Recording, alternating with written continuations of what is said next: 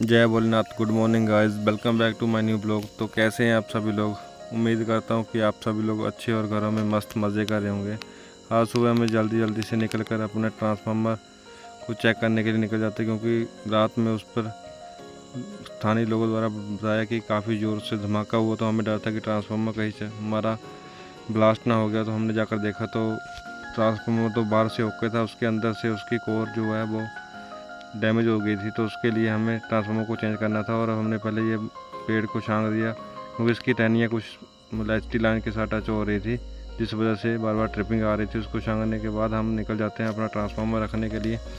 और अभी हमने ट्रांसफार्मर रखने की प्रक्रिया चालू कर दी है। पहले हमने पुराने ट्रांसफार्मर को उतार कर गाड़ी में रख दिया ट्राले के बीच में। उसके बाद हमने न्यू ट्रांसफार्मर को चैन कुप्पी से कनेक्ट किया और चैन कुप्पी से कनेक्ट करने के बाद उसको धीरे धीरे ऊपर खींचने लगे, क्योंकि चैन कुप्पी से काफ़ी टाइम लग जाता है ट्रांसफार्मर को ऊपर चलने के लिए। जब हम एक बार चैन कुप्पी घुमाते हैं तो एक आधा सेंटीमीटर ट्रांसफार्मर ऊपर आता है। आप देखो चैन कुप्पी कितनी धीरे धीरे चलती है, और ट्रांसफार्मर का वेट भी काफ़ी ज़्यादा होता है, जिसके लिए चैन कुप्पी को खींचने में हमारे काफ़ी ज़्यादा जोर लगता है। हम दो बंदे से तो बदली से चैन कुप्पी को चला रहे थे।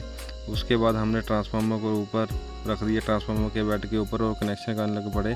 कनेक्शन करने के लिए हमने सबसे पहले उसके बुश की ओपनिंग की, जिसके ऊपर वो न्यू था तो बिल्कुल तो पूरी तरह से पैकिंग की गई थी। और अभी हम इसकी ओपनिंग करेंगे।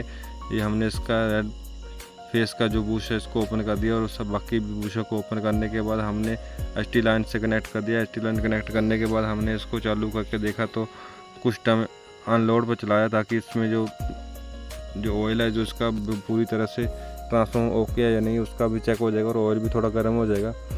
उसके बाद हमने इसको चालू करने के बाद इसके धीरे धीरे से इसके फ्यूज़ टच करने लगे, क्योंकि इस पर डबल सर्किट था। तो हमने पहले एक सर्किट का लोड डाला। एक सर्किट का लोड डालने का कारण यह था कि क्योंकि रात से बिजली बंद थी तो लोड भी इस पर काफ़ी था। पहले थोड़ा कुछ चार्जिंग हो जाएगा एक साइड, फिर उसके बाद दूसरी साइड चार्जिंग कर लेंगे। जब हमने दोनों सर्किट का लोड डाल दिया तो उस पर आप अभी देखोगे 142 के ऊपर एम्पेयर ले रहा था, क्योंकि ये काफ़ी बड़ा एरिया है और 100 kV का ट्रांसफार्मर छोटा और इस पर लोड ज़्यादा है। उसके बाद हम दफ्तर में पहुंचकर निकल जाते हैं अपने अखरोट के लिए। वहां पर हमें एक सिंगल कंप्लेंट थी, जिसका ट्रांसफार्मर का एक एलटी का फ्यूज डिफ्यूज़ हो चुका था। धूप भी बहुत थी तो हमारी आंखों से, आज ट्रांसफार्मर धूप में रखा तो हमारी आंखों से आग निकल रही थी, जैसे सेक सा। मतलब आप समझते ही हैं कि कैसे आंखों में जलन सी हो रही थी, आग की जैसे आग जलाई हुई हमारी आंखों में किसी ने। और तभी हम वहाँ पर अखरोट में इस एलटी के फ्यूज़ को रिपेयर कर देते हैं। पहले इसकी ट्राई लेते हैं, और ट्रांसफार्मर की ट्राई लेने के लिए हमने पहले ब्रश से थोड़ी सी फ्यूज़ बार टच की। उससे तो हमें पता चल गया कि ट्रांसफार्मर की एलटी लाइन ओके है। फ्यूज़ लगाने के बाद हम फिर वहाँ से निकल आते हैं दफ्तर में अटेंडेंस लगाकर अपने घर को निकल आए। जो मैंने आपको जो सारा काम बताया ये हमारे कल का काम था, और आज का काम हम अभी सुबह से शुरू कर रहे हैं। आप देखोगे आज का काम हमारा क्या था। हमने सबसे पहले जाकर अपने चक में जो हमारा ग्राउंड है उसके बीच में हमारा एक जियो स्विच लगा हुआ, उसका टी ऑफ का फ्यूज़ जो डिफ्यूज़ हो चुका था। रात किसी पंछी के टकराने से ये फ्यूज़ डिफ्यूज़ हुआ था, क्योंकि वहाँ के स्थानीय लोगों ने हमें बताया कि ये फ्यूज़ रात पंछी टकराने की वजह से डिफ्यूज़ हुआ। उसको चेंज कर दिया फ्यूज़ को, लाइन चालू कर दी। उसके बाद हमारे ठेकेदार आ गए, उन्होंने एक कड़ी लगानी थी, क्योंकि इस पर जियो स्विच पर काम करने में काफ़ी दिक्कत आती थी। जब हम फ्यूज़ डालने चढ़ते थे तो एच टी लाइन काफ़ी करीब थी, जिससे करंट लगाने का रिस्क था, काफ़ी खतरा रहता था। और हमने आज ठेकेदार को बोला कि आप घर से कड़ी लेकर आओ और अभी इसको कनेक्ट करके जाओ। तो वो जा रहे थे इधर से, तो उन्होंने जाते जाते हमारा ये छोटा सा काम कर दिया। उस काम करने के बाद अब हम निकल जाते हैं अपने बेड़समा में, जहाँ पे हमें एक सिंगल कंप्लेंट थी। उनकी कंप्लेंट ये थी कि हमारी जो पीवीसी खंभे पर कनेक्ट की है कनेक्टर के साथ, उसका जो जॉइंट है वो लूज़ है, तो उसमें स्पार्किंग होती है और हमारी लाइट चली जाती है।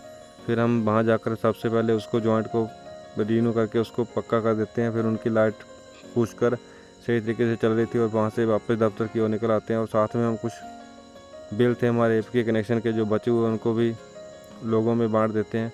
और उसके बाद हमें एक 3 फेस का मीटर लगाना था। कुछ कंप्लेंटें तो ऐसी हैं जो मैं आपको बता नहीं सकता, क्योंकि वीडियो बनाने में मेरे को काफ़ी टाइम लग जाता है, तो कंप्लेंटें करने में फिर दिक्कत आ जाती है। इसलिए कुछ खास जगह पर ही मैं आपको बता पाता हूँ। और इसके साथ वहाँ पर पहुँचकर हमने पहले केबल को GI बार के साथ स्टिच किया, और ये जो पीवीसी केबल थी ये 16 mm की थी। इसमें 4 कोर केबल थी। इसमें 3 फेस और 1 न्यूट्रल थी और कलर कोडी के साथ थी ये RYB रेड, ब्लू और येलो और साथ में ब्लैक न्यूट्रल थी। और उसके बाद हम इसको जैक के बाद स्टिच करने के बाद हम इसको पोल पर कनेक्ट कर देते हैं। और उसके कनेक्शन करने के बाद पोल के ऊपर से आपको साइड का व्यू दिखाते हैं और उनकी लाइट चालू करने के बाद मीटर को सील पैक करके वहां से निकल जाते हैं दफ्तर के लिए। और दफ्तर में पहुंचकर अटेंडेंस लगाते हैं और फिर घर के लिए निकल देते हैं। मिलते हैं अगले ब्लॉग में, तब तक के लिए आप मेरी वीडियो को लाइक, शेयर और चैनल को सब्सक्राइब जरूर करें।